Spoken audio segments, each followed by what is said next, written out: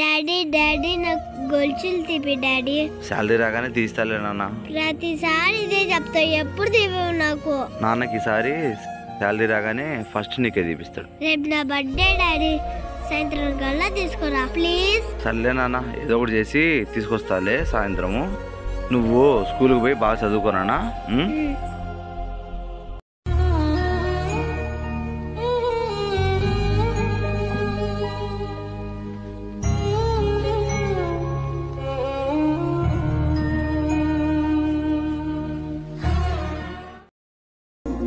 బామర్ది, ఏం బావా ఇటు వచ్చినావు? అర్జెంటుగా 5,000 డబ్బులు కావాలరా.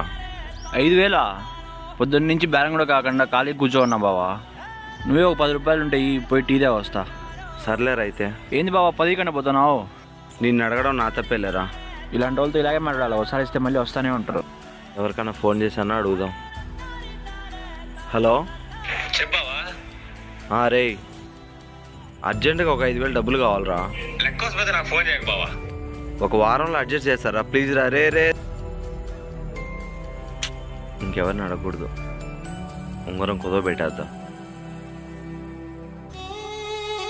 అన్న డబ్బులు కావాలి. వస్తువు పెట్టాలా? 100కు 5 రూపాయలు వడ్డీ ఉంటుంది. 10 రోజుల్లో తీసుకుపోతా అన్న, వడ్డీ తగ్గించుకోండి. 10 రోజుల్లో తీసుకున్నా కానీ బయటికి పోయి ఇప్పుడే వచ్చినా కానీ 100కు 5 రూపాయలు వడ్డీ కట్టాల్సిందే. ఈ ఉంగరం పెట్టుకుని ఒక 5,000 డబ్బులు ఇవ్వన్నా. దీనికైతే 20,000 వస్తుందన్న డబ్బులు. 5,000 చాలన్నా.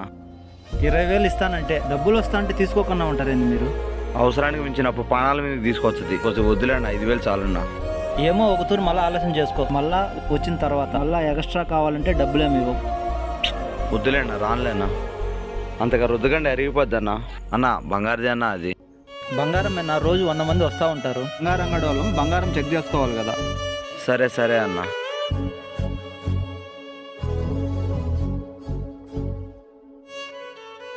ఇదోనా? మంచిదన్న.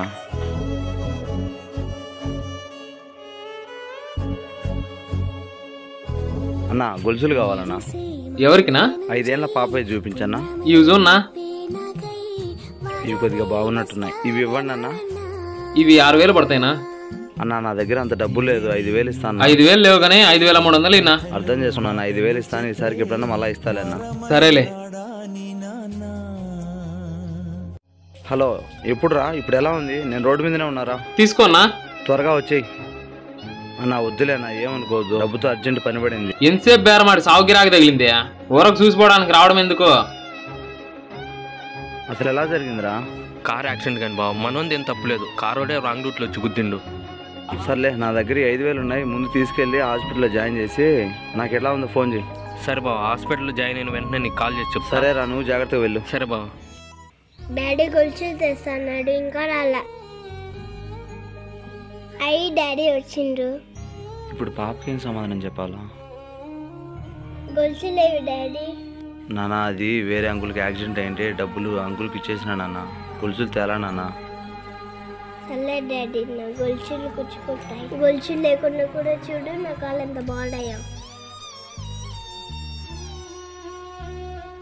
కనీసం గొలుసులు కూడా చేయాలనేది ఈ చేతగాని తనని క్షమించు నాన్న.